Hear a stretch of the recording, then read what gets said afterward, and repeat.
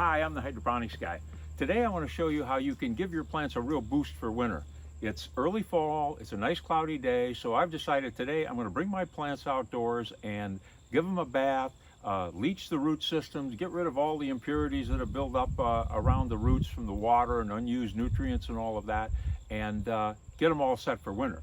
Now, I want to show you that the reason I can do what I'm doing is because my plants are all growing in a hydroponic system, outer pot, inner pot, water gauge, and the most important thing is that they're growing in these leca pebbles instead of growing in soil. And this growing in a system like this allows me to do all of what I'm doing to get a really happy plant, a healthy plant for the winter months. So let me show you how I'm going to do this. Okay, the tools we're going to use for this is a bucket of warm water, ivory dish soap,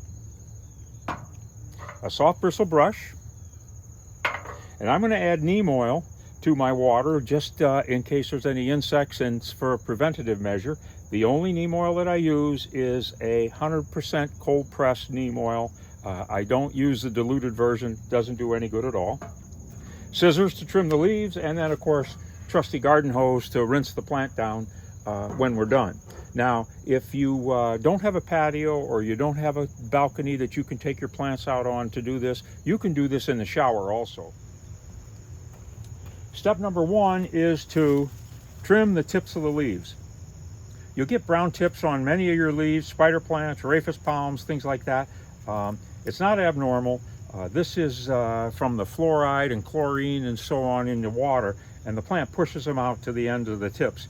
And brown tips, I mean, it's going to happen. So what I do with a rhapis palm, because if you look closely with a rhapis palm, the leaf is at the end of the leaf is actually serrated. So I use a pinking shears on a rhapis palm and just go through and trim all of the brown tips on all of the leaves.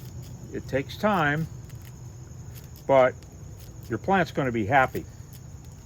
You also want to trim away any discolored leaves that have turned yellow or brown like this. They're never going to turn green again, so be aggressive. Any leaf that is discolored, trim it away. Now is the time to do it.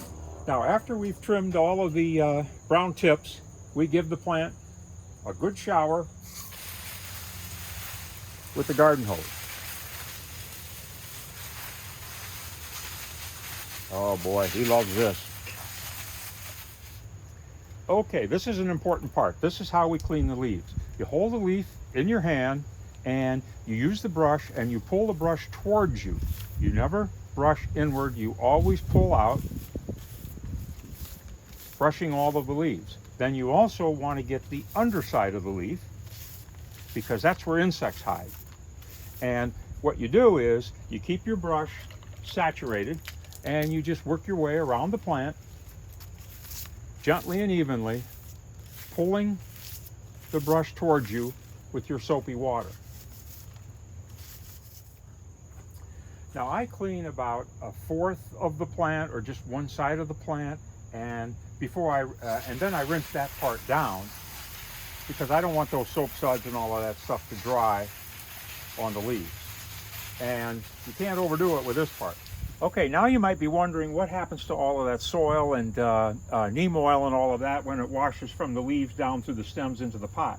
Well, with hydroponic plants, all I have to do is leach the pebbles. I put the garden hose on top of the pot and leach the pebbles, and I do this for about 30 seconds to a minute, and what happens is all of the impurities wash away. This is impossible with soil plants because the soil really absorbs the soap and won't let go. Leca pebbles, everything will rinse away and rinse clean. And it's another reason to grow your plants in pots that have drainage holes in the bottom. Okay, now we're going to take a look at how to clean some broadleaf plants that have wider leaves.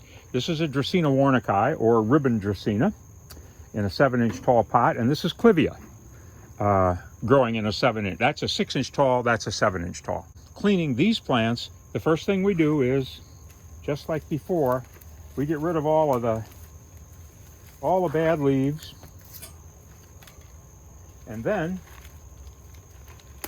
taking our time again with the scissors, trimming the tips. And it's not a big deal if your plant has tips like this. This is the time now that you just go around and you cut all of those tips off. And sometimes when you have leaves with a lot of burn on it like that, I just take the whole leaf off. Go to the base of the plant and just twist the leaf, and the leaf will come right off.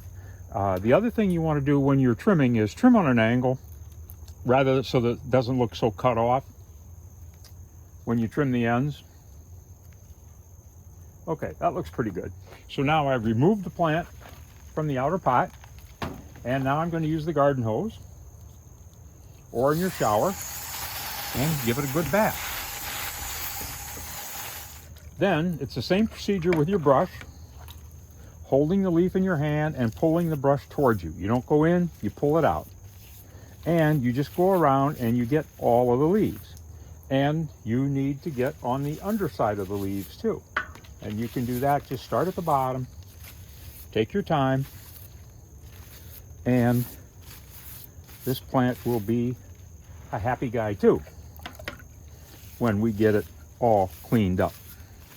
Now what I like to do to finish it off, so I've sprayed it, we've got the soap on it, and with the neem oil, holding the leaf again in your hand, this is just a plain paper towel, and pull it towards you, and that's how I dry the leaves. Now notice that these leaves, this is a natural shine in the leaf, and I see people use all kinds of different home remedies to shine their leaves. You don't need it, okay? A healthy plant has a good sheen to the leaves or a good shine on the leaves. You just need to keep the leaves clean, and your plant will be happy. And so now you just take your time and work your way around the plant, cleaning the leaves one at a time. And now the last thing I do is bleach the roots. And the plant's like this. Just running the water through the roots, getting rid of all of those impurities. All right, that should do it. Let it drain. I'll put it back in the outer pot, and it's ready to go back inside. Next, let's take a look at this clivia. It's well rooted. Pull it out of the pot. And there we have it, and it's the same thing. We trim the leaf. First we trim the leaves. And trimming the leaves with this, you see the brown tips on the end? Trim it like in a corner, or I mean in a little bit of a circle.